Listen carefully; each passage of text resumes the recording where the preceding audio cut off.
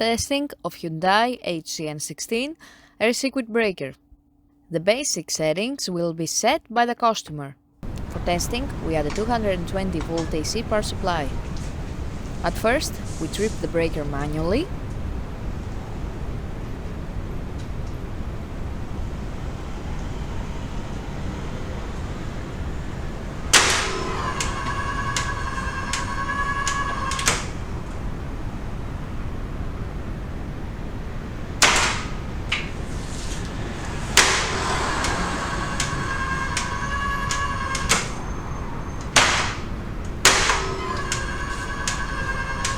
Then we trip the breaker with the help of the UVT.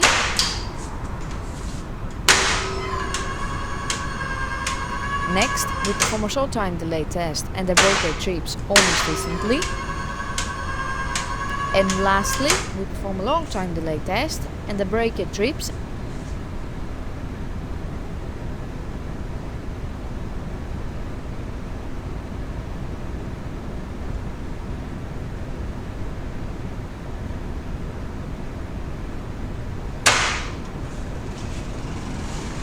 It is now clear that the breaker is operating successfully and is ready to be delivered to the customer.